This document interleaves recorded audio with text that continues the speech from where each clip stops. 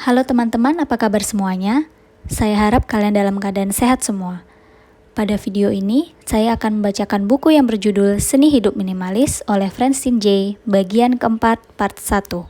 Selamat mendengarkan. Bagian keempat, cara hidup. Pada tahap ini, kita telah selesai merampingkan jumlah barang yang kita miliki. Sekarang, mari melangkah lebih jauh dalam cara hidup minimalis. Perkenalkan cara hidup yang sama kepada anggota keluarga. Perlihatkan kepada mereka asyiknya hidup dengan hanya sedikit barang dan ajak mereka turut merapikan rumah. Setelah itu, kita akan membahas betapa gaya hidup yang sederhana bisa berdampak positif pada bumi, penghuninya, dan generasi mendatang. Dampak penting yang akan semakin mendorong kita untuk mengurangi konsumsi dan hidup tanpa beban di muka bumi. Keluarga bebas berantakan. Sekarang, Anda telah menyemai pola pikir minimalis, menguasai metode streamline, dan sukses merapikan ruangan. Anda merasa senang dan merayakan keberhasilan ini. Namun, di saat bersamaan, pandangan Anda tertuju pada mainan si kecil atau sepatu si kakak dan kertas kerja pasangan. Aduh, Anda bekerja keras membersihkan kekacauan Anda sendiri. Tapi bagaimana dengan kekacauan orang lain? Jangan khawatir, Anda bisa menjalani cara hidup minimalis bersama keluarga, termasuk keluarga besar sekalipun. Memang benar bahwa semakin banyak orang, semakin berantakan. Tak berhenti di situ, semakin anak kita bertambah usia, semakin berkurang juga kendali kita atas mereka. Seorang bayi tidak akan bereaksi jika kita mengurangi jumlah sepatunya. Namun, kita butuh energi lebih untuk mengeluarkan boneka anak usia balita atau perangkat elektronik tua milik pasangan dari rumah. Tetapi tetaplah optimis. Menjadi keluarga yang bebas berantakan sangat bisa dilakukan dan hasilnya sepadan dengan upaya yang dikerahkan. Pada bab ini, saya akan memberikan rencana tindakan yang efektif bagi keluarga, baik yang hanya beranggotakan 2 orang maupun 10 orang. Langkah-langkah sederhana ini memberi kita kerangka untuk membereskan rumah yang dihuni lebih dari 1 orang anggota keluarga.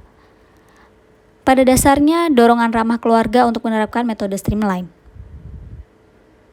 Setelah itu, kita akan melihat bagian yang lebih terperinci untuk setiap anggota keluarga, bayi, anak usia balita, dan anak usia TK, anak usia SD, remaja, dan pasangan. Urutan anggota keluarga dimulai dari yang termudah hingga tersulit. Setiap keluarga berbeda, jadi silakan baca bagian-bagian yang menurut Anda paling relevan dengan situasi Anda, atau Anda bisa membaca semua bagian untuk mengantisipasi perubahan di masa mendatang. Setelah membaca bab ini, Anda akan melihat, mungkin sambil menarik nafas lega, bahwa minimalisme dan keluarga bukanlah 2 hal yang terpisah. Minimalisme tak hanya ramah keluarga, tapi juga mempererat hubungan keluarga. Setelah membersihkan rumah dari barang-barang berlebih, kita akan bisa mencurahkan ruang, waktu, dan tenaga untuk orang-orang yang kita cintai. Hal itulah yang patut kita upayakan. Sekarang, mari lihat rencana apa yang bisa kita lakukan. Kita akan memberi contoh, membuat agenda, menetapkan batasan, membangun rutinitas, dan membuat kotak keluar. Cukup itu saja untuk menerapkan metode streamline di tingkat keluarga. Tidak terlihat sulit, bukan? Memberi contoh. Begitu merasakan indahnya hidup minimalis, susah rasanya untuk menahan antusiasme. Anda akan bertanya-tanya, siapa yang tidak mau membuang 80% barang yang tidak mereka gunakan? Tetapi, jika ingin mengajak orang lain, cara terbaik adalah dengan memberikan contoh sebelum berbicara. Berceramah, memohon, atau memaksa orang terdekat untuk ikut beberes rumah mungkin menimbulkan efek yang sebaliknya, dan mereka akan semakin bertekad mempertahankan barang-barangnya. Daripada kampanye lisan, lebih baik memberikan teladan. Biarkan suasana tentram pada ruangan yang Anda ciptakan menjadi perkenalan pertama keluarga Anda dengan cara hidup yang lebih sederhana. Meskipun tidak akan terjadi dalam semalam, lama-kelamaan pasangan Anda akan menyadari bahwa Anda tidak lagi tertekan, dan kunci tidak pernah lagi salah tempat. Si kakak yang telah remaja akan melihat Anda tak lagi menyeret tas belanja sekembalinya dari toko. Dan si kecil akan merasa Anda kini menghabiskan waktu berbenah lebih sedikit dan lebih sering bermain. Dan saat kesadaran itu muncul, Anda bisa mulai mengarahkan keluarga Anda dengan lembut. Selain itu, pengalaman yang Anda kumpulkan dalam merapikan barang-barang sendiri akan membantu Anda memfasilitasi keluarga. Setelah pernah mengalami sulitnya mengurus barang-barang sendiri, Anda bisa memahami kesulitan yang mereka juga akan hadapi. Dan hanya setelah mempraktikkan metode streamline berulang kali, barulah Anda bisa secara efektif membekali mereka dengan perangkat yang dibutuhkan. Terakhir, dengan membersihkan semua barang Anda yang tidak digunakan, semua barang mereka kini menjadi sorotan. Dulu meja makan penuh dengan kertas yang bertumpuk tinggi, peralatan prakarya, majalah, dan mainan. Tak ada yang tahu siapa pemilik barang-barang itu. Dan jika barang Anda selama ini menutupi barang mereka bahkan tak sadar bahwa keadaan berantakan itu ditimbulkan oleh mereka juga.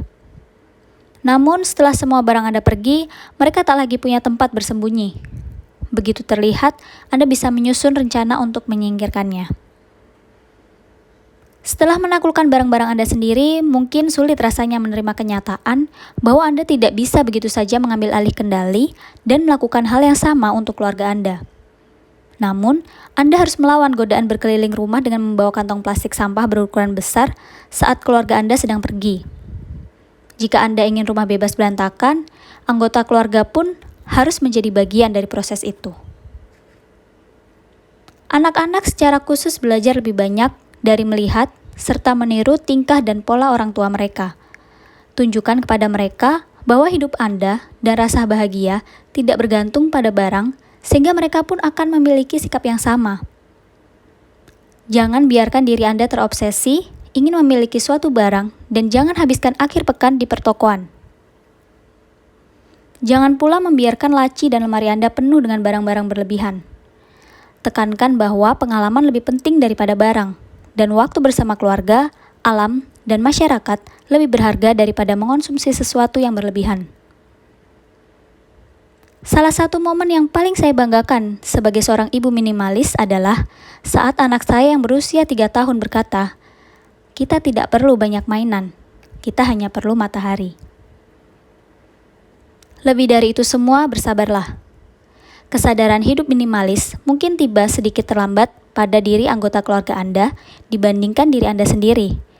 Sementara itu, Anda harus menjadi cahaya, memperlihatkan bahagia yang datang dari cara hidup sederhana dan menunjukkan jalan selanjutnya. Buat rencana. Kita berada di bagian yang seru. Pada tahap ini, semoga kesukaan kita berbenah sudah dilihat oleh anggota keluarga lain. Tanda mereka melihat bisa berupa komentar, rasa ingin tahu, bahkan rasa kagum. Apapun itu, sekarang adalah waktunya mengajak semua anggota keluarga bergabung. Namun, hasil dari langkah yang Anda ambil tergantung pada minat dan semangat yang mereka tunjukkan. Pada umumnya, lebih baik memulai dari langkah-langkah kecil terlebih dahulu, dengan ritme yang tidak terlalu cepat. Berikan pasangan atau anak-anak Anda kesempatan untuk mengakrabkan diri dengan konsep ini, sambil kita terus memperlihatkan berbagai manfaat dari mengurangi barang-barang yang kita miliki.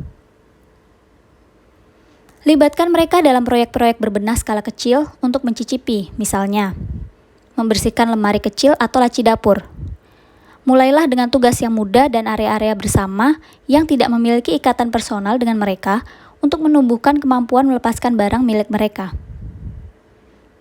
Ada pula yang merasa lebih efektif jika langsung mengajak semua anggota keluarga turun tangan dalam proyek besar.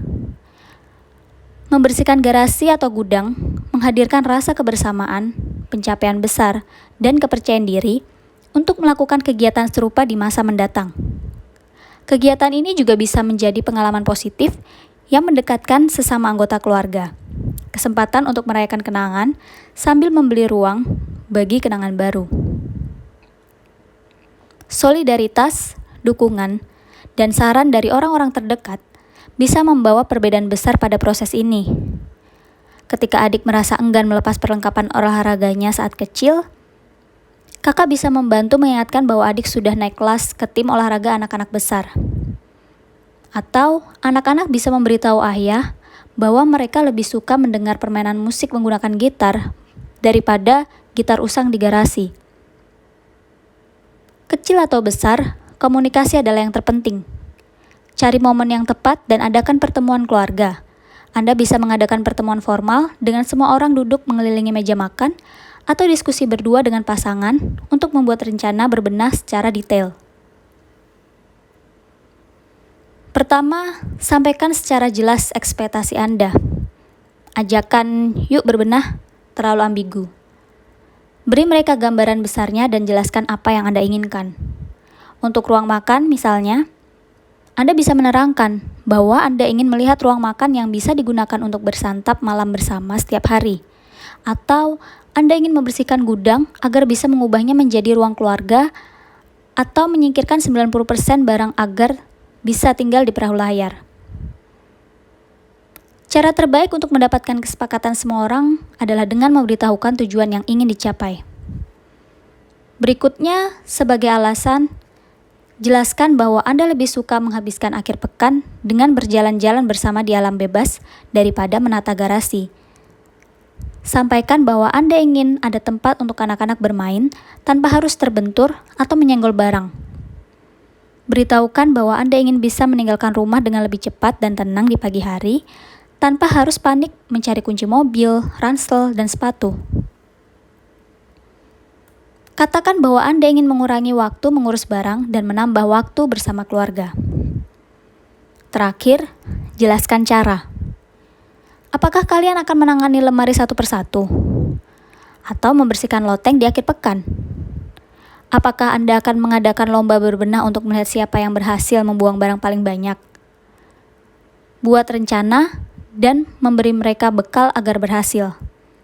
Perkenalkan mereka dengan metode streamline dan terangkan teknik mulai dari awal, cara memutuskan barang untuk disimpan, menemukan tempat untuk setiap barang, menggunakan batas dan ruang, merampingkan jumlah barang, serta membangun disiplin agar kerapian dapat terus terjaga. Anda mungkin bertanya-tanya, apakah setiap barang yang akan dibuang harus disepakati oleh seluruh anggota keluarga?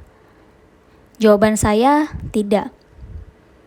Apabila suatu barang tidak memiliki pemilik yang spesifik dan tidak memiliki nilai penting, baik nilai uang, emosional maupun hal lainnya, langsung tempatkan barang itu di tempat sampah tanpa perlu diketahui semua orang. Jika setiap alat makan atau keset jelek harus ditanyakan kepada setiap orang, pasti ada saja yang berupaya berargumen untuk menyimpannya.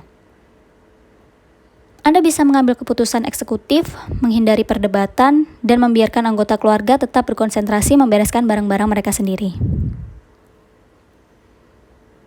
Atur batasan.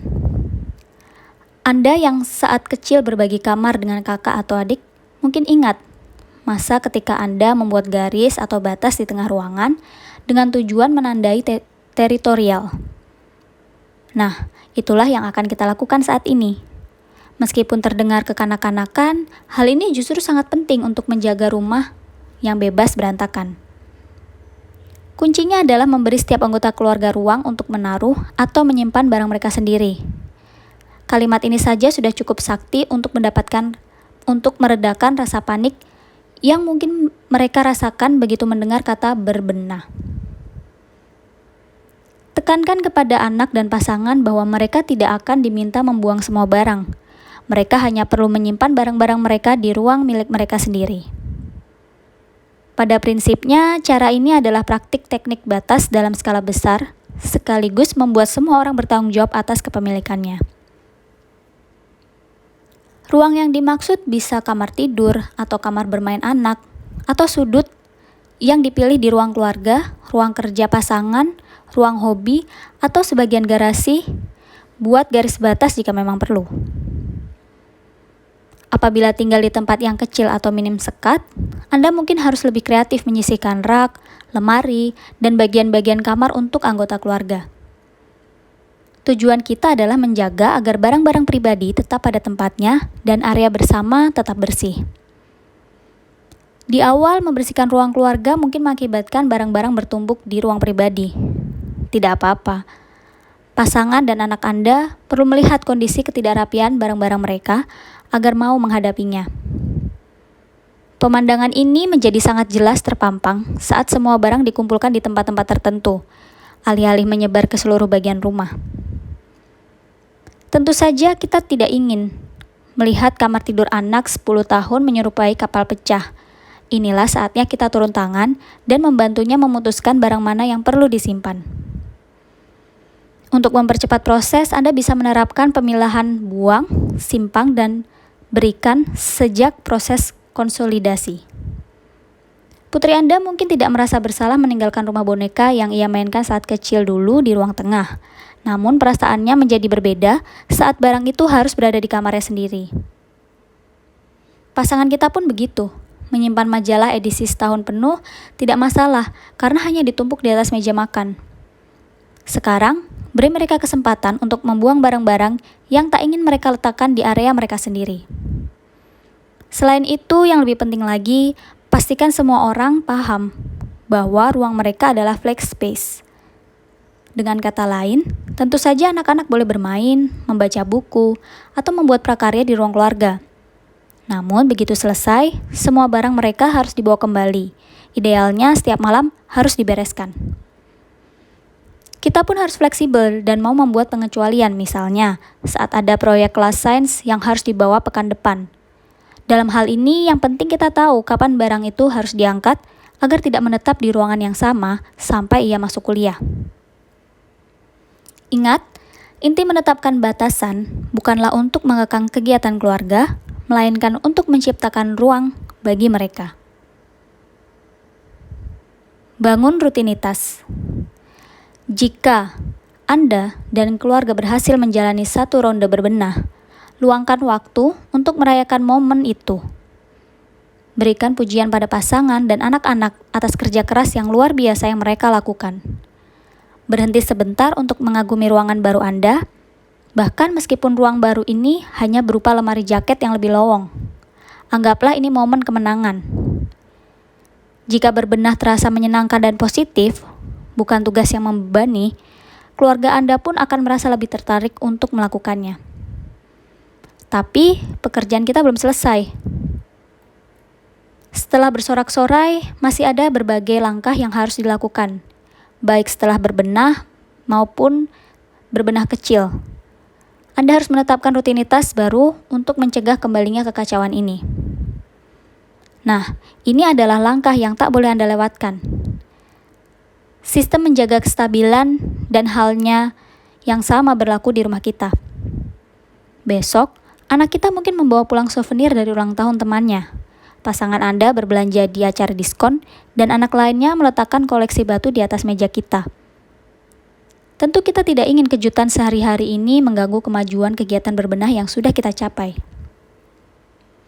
Sekeras apapun mencoba, kita tak mungkin melakukannya segalanya sendirian. Kebiasaan berbenah harus melibatkan semua anggota keluarga. Rutinitas pertama yang harus dibangun adalah merapikan rumah setiap malam. Pilihlah waktu yang cocok antara jam makan malam dan jam tidur. Kemudian minta semua orang untuk berkeliling rumah. Mereka harus mengumpulkan barang-barang pribadi yang tersebar dan mengembalikannya ke tempat semula. Baik rumah tangga kecil yang hanya terdiri dari Anda dan pasangan, maupun rumah tangga besar dengan 4 orang anak. Kegiatan ini harus menjadi kegiatan bersama dengan waktu mulai dan berakhir yang sudah ditetapkan. Meskipun pada awalnya kita mungkin merasa seperti satpam, tetapi kegiatan ini akan berjalan lebih lancar seiring waktu.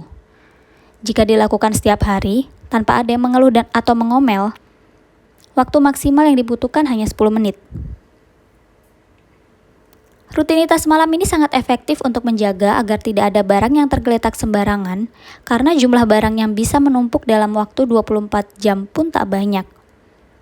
Selain itu, kerepotan yang mungkin dirasakan semua orang merupakan jalan untuk membuka mata keluarga kita mengenai kerugian hidup dengan terlalu banyak barang. Semakin banyak, semakin lama pula waktu yang diperlukan untuk berbenah setiap malam. Anggota keluarga pun dipaksa menghadapi keteledoran mereka memperlakukan barang setiap hari sehingga dapat menekan keinginan mereka membawa pulang barang baru. Rutinitas kedua yang diperkenalkan adalah mengembalikan semua barang pada tempatnya segera setelah digunakan. Anak-anak bisa dan harus dibiasakan melakukan hal ini sedini mungkin. Kalau Anda merasa hal ini mustahil, cobalah amati ruang kelas di sekolah yang menganut sistem Montessori. Di sana, anak-anak usia 2 tahun pun akan berjalan dengan hati-hati mengembalikan barang yang sudah mereka gunakan ke tempatnya. Terakhir yang juga perlu diketahui seseorang sejak kecil adalah aturan satu masuk satu keluar. Biasakan si kecil melepaskan mainan lama setelah mendapat mainan baru. Praktik ini sangat efektif untuk menghadapi masa-masa banjir hadiah seperti saat ulang tahun dan hari raya. Tak hanya si kecil, si kakak usia remaja pun bisa diajarkan dan didorong untuk mengeluarkan sepasang jin atau sepatu kasual setiap kali mendapatkan jin atau sepatu baru. Jika berpisah dengan barang-barang lama terasa berat, mintalah ia menahan diri, tidak membeli yang baru hingga benar-benar membutuhkannya. Berbenah, sayangnya, memang bukan peristiwa satu kali yang akan secara ajaib membuat kita hidup apik selamanya. Apalagi jika kita memiliki keluarga. Tapi, jika kita bisa membantu orang-orang terdekat membangun kebiasaan baru untuk mengelola barang mereka sendiri, rumah kita punya kesempatan besar untuk tetap bebas dari keadaan berantakan. Siapkan kotak keluar. Ada kalanya rumah terasa seperti satu kotak surat raksasa. Di dalamnya masuk mainan, pakaian, kertas, belanjaan, hadiah, gawai, dan masih banyak lagi. Sayang sekali jalan untuk keluar dari kotak itu tidak selalu terlihat dengan jelas. Untuk membantu kepergian barang-barang itu, kita harus menyiapkan kotak keluar. Berbagai barang itu mudah sekali memasuki hidup kita, sehingga kita pun harus memudahkannya untuk keluar. Misalnya, contoh yang Anda perlihatkan telah menginspirasi anggota keluarga lain untuk melakukan hal yang sama. Anda sekeluarga telah menyepakati rencana, menetapkan batas, dan membangun rutinitas baru. Semuanya terlihat lancar, sampai ada satu anak yang berjalan-jalan di lorong rumah sambil menenteng kaos kaki olahraga yang ingin ia singkirkan. Tak tahu di mana harus menaruh kaos kaki itu, lalu akhirnya memutuskan melempar kaos kaki tersebut ke sudut kamar untuk ia putuskan belakangan. Momentum pun hilang. Bahkan, ia mungkin tidak akan lagi mencoba membuang barang lain. Bagaimana kita bisa menghindari kegagalan ini dan resiko kesia-siaan kerja keras kita? Mudahkan keluarga untuk membuang barang.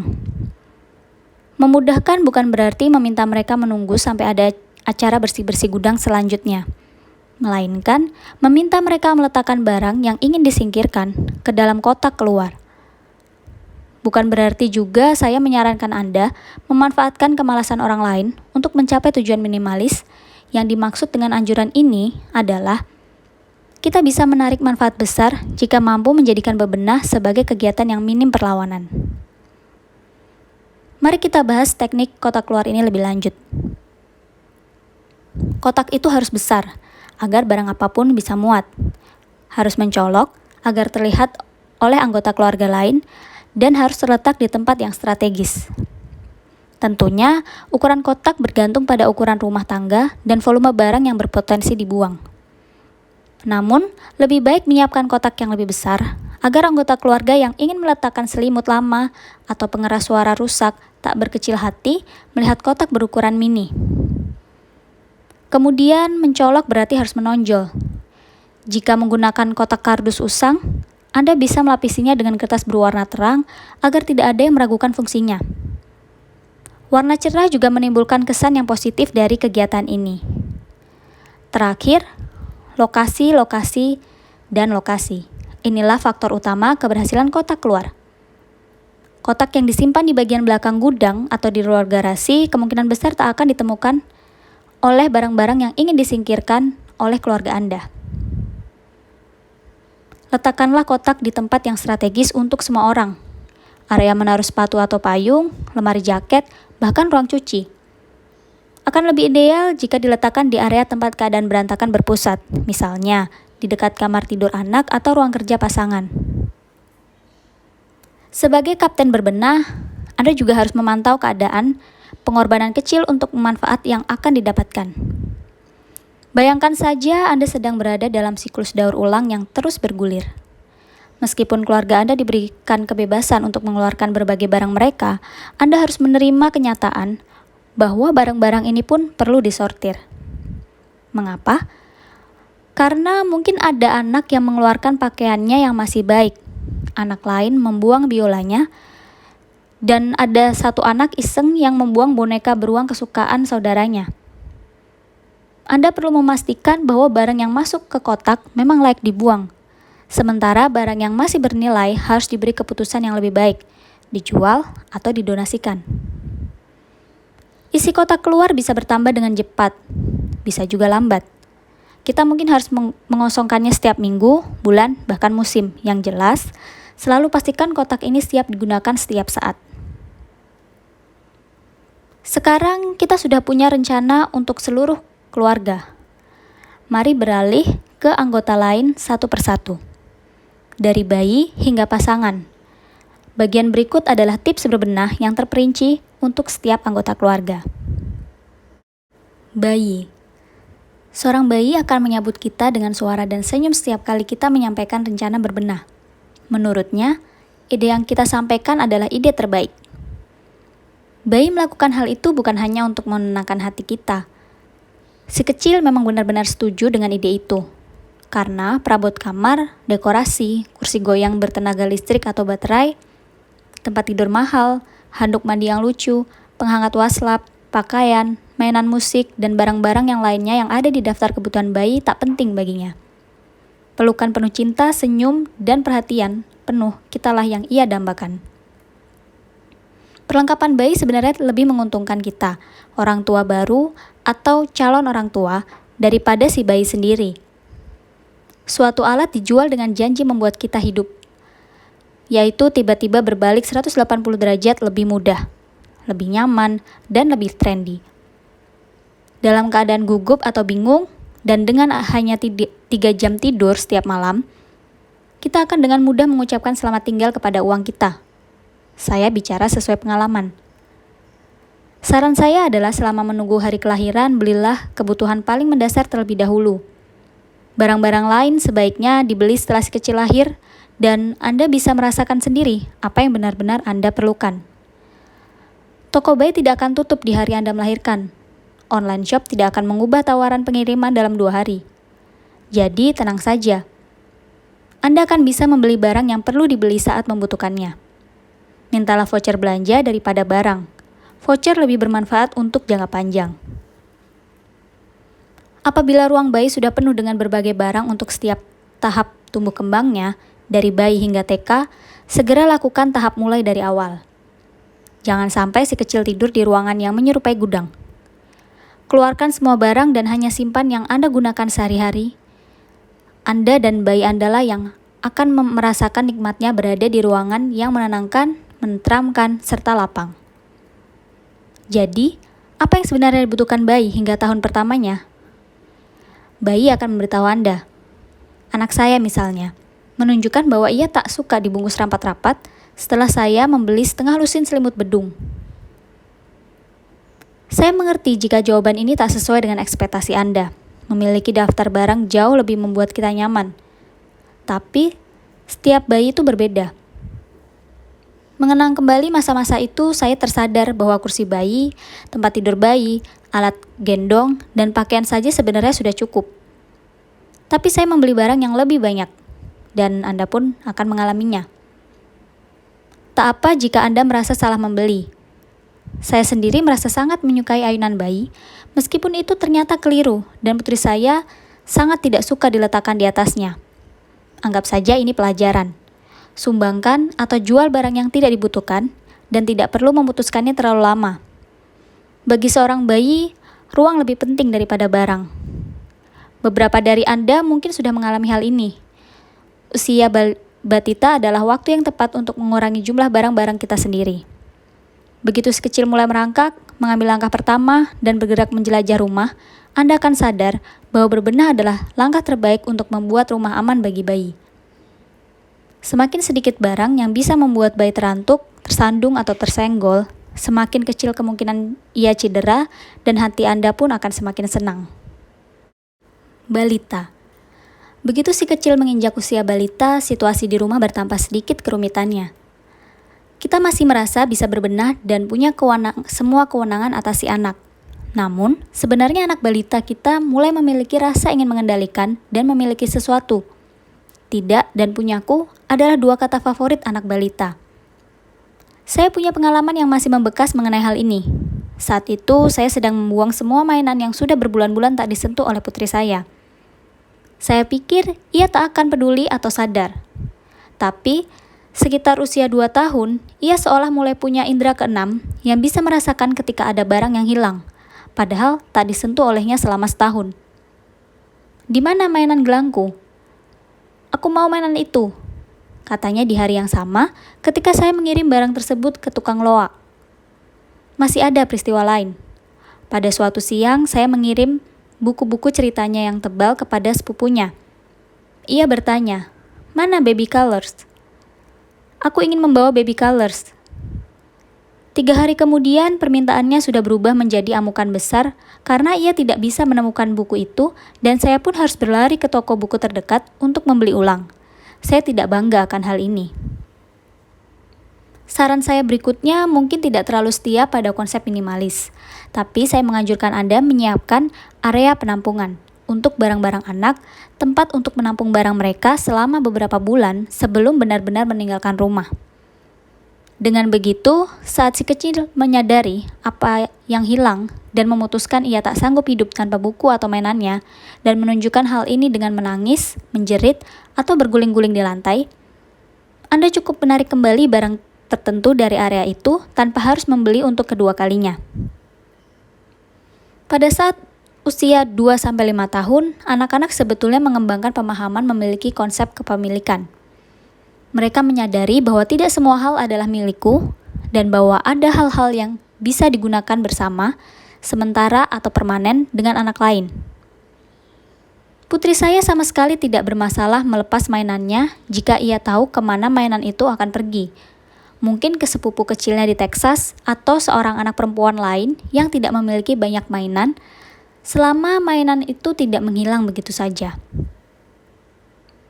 Bahkan, anak-anak pada usia ini bisa bersemangat dan bangga menyerahkan barang-barang bayi mereka. Manfaatkanlah antusiasme ini untuk menumbuhkan rasa suka berbenah. Di sisi lain, jika si kecil merasa berat melepaskan sesuatu, tak perlu meminta persetujuan untuk setiap barang. Barang-barang kecil yang tak terlalu bernilai bisa Anda buang tanpa sepengetahuannya, dan Anda bisa memanfaatkan area penampungan tadi senyaman dan sebaik mungkin. Bagi anak usia balita dan prateka, inilah saat yang tepat untuk mengajarkan konsep tempat untuk semua barang dan semua barang pada tempatnya. Di sini kita perlu memberi upaya lebih. Jangan masukkan semua mainan atau buku ke kotak, tapi coba atur di rak yang memudahkan anak mengambil dan mengembalikannya. Setiap kali anak sedang memainkan sesuatu, bantulah ia mengembalikan mainannya sebelum memilih mainan lain. Gunakan ruang seperti tong atau keranjang untuk mengumpulkan mainan yang memiliki banyak komponen seperti balok atau puzzle. Sekali lagi, beri label pada wadah jika diperlukan. Strategi ini tak hanya membantu si kecil membersihkan kembali barangnya, tapi juga membantu mengasah keterampilan penting dalam perkembangannya seperti mengkategorikan dan memilah.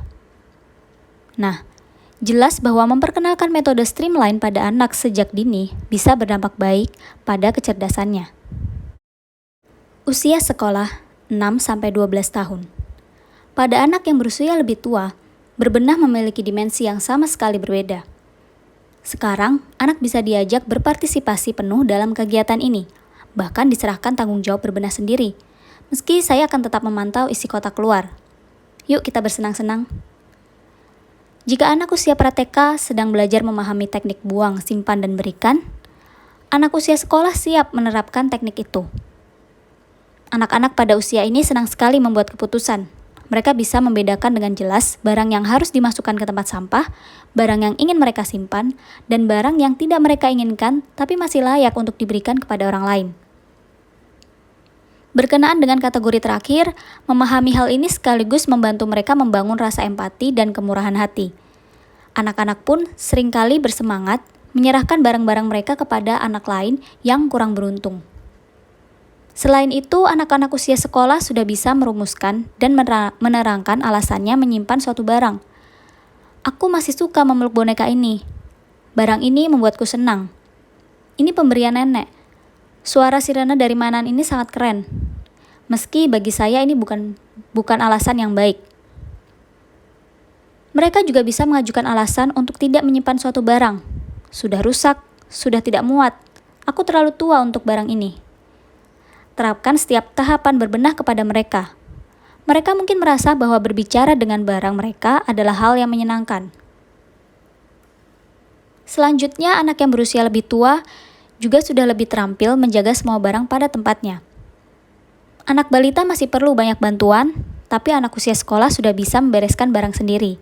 Selain itu, karena sedang mencari rasa kemandirian, mereka umumnya senang mendapat tanggung jawab baru dan akan merasa bangga bila bisa melaksanakan tanggung jawabnya itu dengan baik. Anak-anak pada usia ini sudah bisa membuat ruang sendiri dan kemungkinan besar akan senang memilih barang-barang untuk disimpan. Dari sisi orang tua, pastikan anak-anak ini memiliki wadah yang sesuai dan sampaikan teknik batas kepada mereka. Boleh menyimpan semua jenis mobil mainan, tokoh mainan, atau peralatan prakarya yang cukup dimasukkan ke suatu wadah. Kegiatan memilih yang mereka sukai dan mengurus barang sendiri bisa dibuat menyenangkan untuk anak.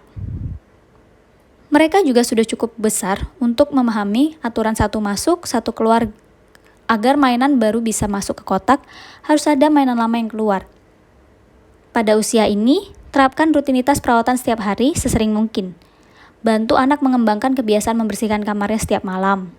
Hal ini akan menjauhkan kekacauan dan kesemerautan, menjadi tidak terkendali, dan menghindari pertempuran yang tak terelakkan ketika terjadi kekacauan yang lebih besar. Rutinitas ini juga akan membantu anak melihat nilai lebih dari memiliki sedikit barang. Remaja. Hal yang menyenangkan dari usia ini adalah seorang anak remaja sudah mampu melaksanakan metode streamline sendiri. Begitu selesai memperkenalkan semua tekniknya, kita tak perlu lagi campur tangan dalam urusan pelaksanaan. Peran kita dalam menghadapi anak usia ini adalah memberikan bimbingan dan motivasi. Nah, inilah bagian yang menantang. Bagaimana memotivasi remaja untuk mengurangi jumlah kepemilikan mereka? Remaja umumnya cenderung tidak patuh dan tidak menyenangkan hati orang tua. Sebenarnya, ada celah yang bisa kita gunakan, yaitu mereka harus percaya bahwa berbenah dilakukan untuk diri mereka sendiri, bukan Anda. Saran saya adalah untuk melaksanakan streamline secara penuh dan besar-besaran, dimulai dari langkah mulai dari awal. Minta anak mengeluarkan semua barang dari kamarnya. Ia hanya boleh mengembalikan barang yang sangat ia sukai dan butuhkan. Lalu bagaimana kita bisa memantik rasa tertariknya? Sebut ini sebagai renovasi kamar. Cara terbaik untuk melibatkan anak remaja adalah dengan membuat mereka merasa kegiatan ini adalah bagian dari menjadi dewasa.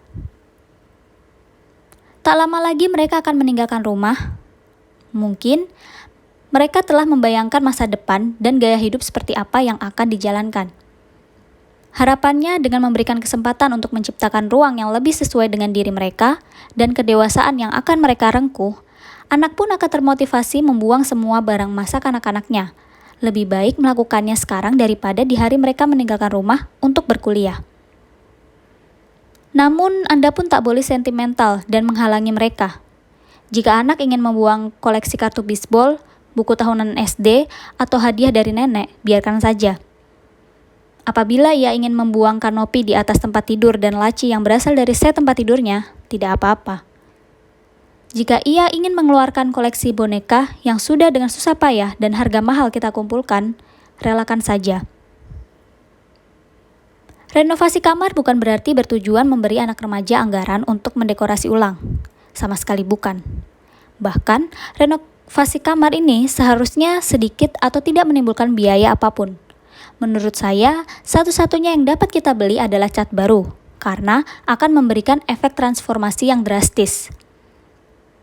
Kegiatan ini sama sekali bukan bertujuan membeli barang baru, melainkan merancang ulang ruangan mereka menggunakan barang-barang favorit mereka.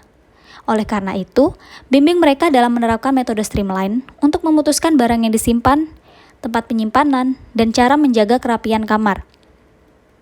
Begitu mengizinkan anak membuang apapun dan semua hal yang ia inginkan, kita sendiri mungkin terkejut melihat sikap minimalisme yang timbul. Di dunia yang mengepung anak dengan pesan-pesan pemasaran dan periklanan, serta tekanan sosial untuk memiliki lebih banyak barang, anak mungkin sama sekali tidak tahu bahwa memiliki sedikit barang adalah hal yang sangat biasa diterima. Beberapa tahun sebelumnya, saya menerima cukup banyak email dari anak remaja yang berterima kasih kepada informasi dan dukungan yang saya berikan melalui blog. Ada yang senang saat menemukan minimalisme untuk pertama kalinya. Ada yang merasa lega karena ternyata ada cara lain selain menjadi orang yang bekerja dan mengonsumsi. Ada pula yang memang sudah begitu ingin menciptakan oasenya sendiri di tengah rumah yang berantakan. Hanya karena anak remaja Anda memiliki kamar yang berantakan atau berbelanja terlalu banyak, bukan berarti dia tak akan pernah menjadi seorang minimalis. Mungkin ia hanya belum mengetahui konsep ini. Perkenanlah konsep gaya hidup yang lebih sederhana kepadanya. Anak Anda mungkin menyukainya karena konsep ini bertentangan dengan cara hidup yang dianut banyak orang, sehingga memberinya bekal untuk menjadi berbeda dan memberontak terhadap kemapanan. Kalaupun tidak menyambut minimalisme saat ia masih berada di rumah, setidaknya Anda telah memberikan hadiah indah kepadanya.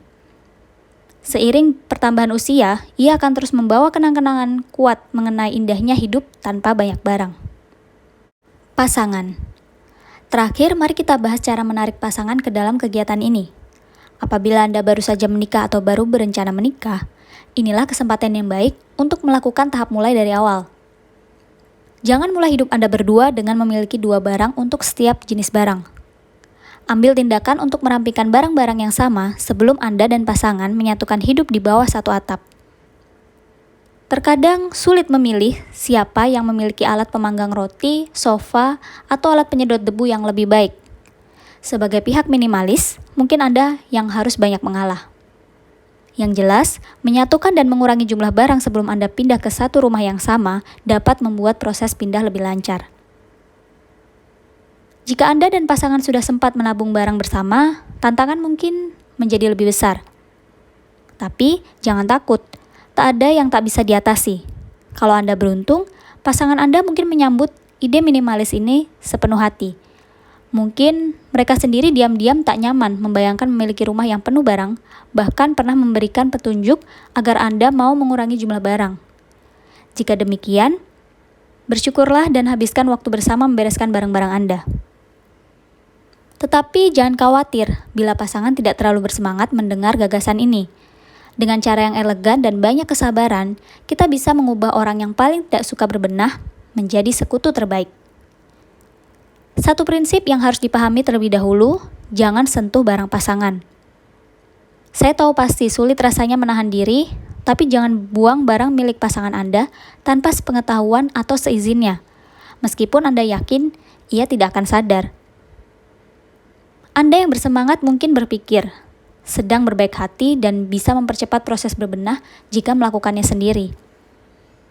Namun, justru itulah yang akan langsung menimbulkan rasa tak percaya dan sikap defensif sehingga menghancurkan peluang keberhasilan Anda.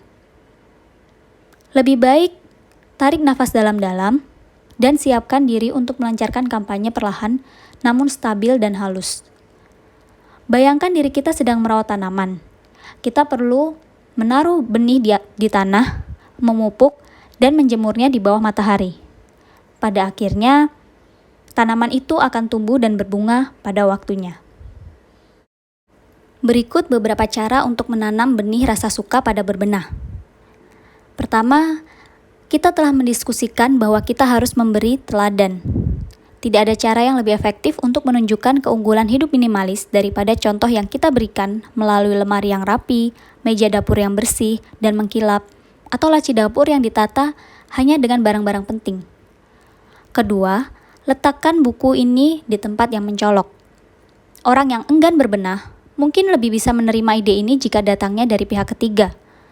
Anda juga bisa mengirimkan email berisi informasi yang menarik minat mereka.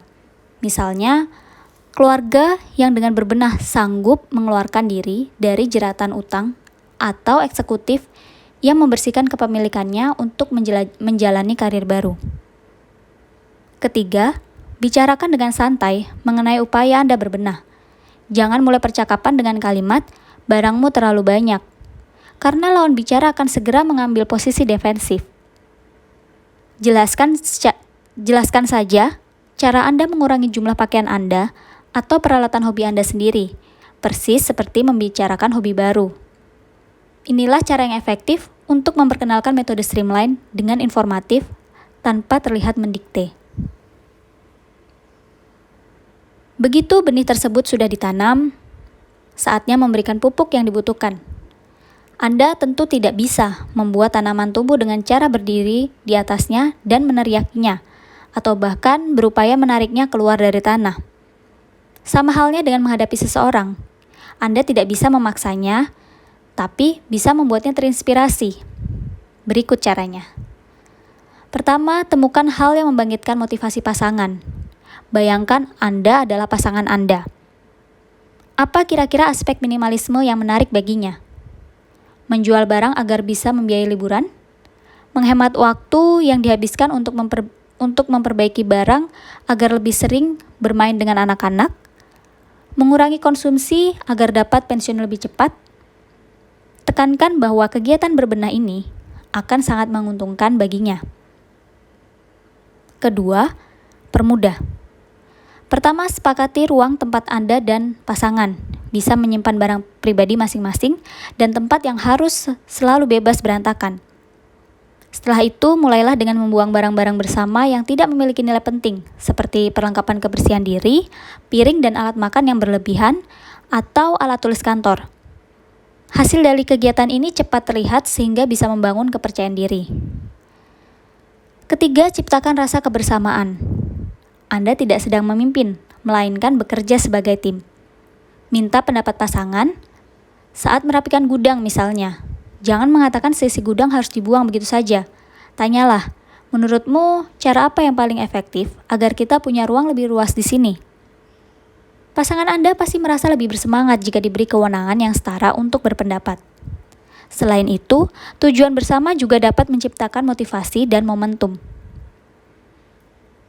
Dengan keberuntungan, upaya kita memupuk tanaman ini kini menghasilkan tunas. Nah, sekarang Anda harus memastikan tunas itu banyak mendapatkan sinar matahari. Pertama, puji, dan puji. Kita selalu senang mendengar pujian dari orang lain dan cenderung mengulang perilaku yang menuai pujian itu. Di sisi lain, kritik justru akan menghentikan kemajuan apapun yang telah kita buat. Jadi, meskipun pasangan baru bisa membuang beberapa kaos lama, janganlah berkomentar, "Cuma itu." Sebaliknya, sampaikan bahwa mereka ternyata bisa berbenah dan kita senang melihat ada tambahan ruang di lemari pakaian. Saat percaya bisa melakukan sesuatu dengan baik, kita pun ingin terus mengulang hal yang sama. Pancarkan aura positif. Pastikan sikap Anda terlalu optimis dan menyenangkan, meskipun dalam situasi yang tidak ideal. Jangan mengolok-olok pasangan jika ia merasa sulit berpindah dari barang-barangnya. Bersimpatilah dan beritahukan beberapa teknik yang telah berhasil membantu Anda mengatasi situasi serupa. Hindarkan argumen, teruslah sampaikan manfaat berbenah, dan tak ada salahnya berhenti sejenak jika situasi tidak terlalu kondusif. Ketiga, buat efek rumah kaca. Dengan kata lain, beri tunas tadi kondisi terbaik untuk tumbuh dan lindungi dari hal-hal yang merugikan. Apabila pasangan ingin pergi ke pertokoan, sarankan untuk berjalan-jalan ke taman. Jika pasangan sedang asyik membaca katalog barang, ajak ia mengobrol untuk mengalihkan perhatiannya. Apabila ia sedang melihat-lihat eBay, lakukan sesuatu. Pada intinya, ubah momen yang menempatkan diri kita sebagai konsumen menjadi momen bersama sebagai cara menjaga rumah tetap rapi. Selain itu, yang terpenting adalah bersabar. Barang-barang yang berantakan tidak berkumpul hanya dalam satu hari, satu malam, dan tidak akan pergi semudah kita membalikkan telapak tangan. Barang Anda sendiri pun tak begitu kan? Pahamilah bahwa butuh waktu untuk mengubah kebiasaan seseorang dan memberikannya cara pandang yang baru. Memaksa pasangan berubah terlalu cepat sama seperti memaksa tunas berbunga sebelum waktunya. Memang kita akan melihat hasil dengan segera, tapi hasil itu tak akan bertahan lama. Jika Anda bisa memberikan waktu untuk bertumbuh dan berkembang supaya akar-akarnya menguat, benih sederhana yang Anda tanam bisa terus tumbuh menjadi cara hidup baru yang lebih baik. Demikianlah bagian keempat part 1 dari buku Seni Hidup Minimalis oleh Francine J. Untuk mendukung penulisnya, jangan lupa untuk membeli buku fisiknya juga ya. Mohon maaf jika masih ada salah intonasi atau pembacaan. Semoga video ini bermanfaat. Terima kasih sudah mendengarkan.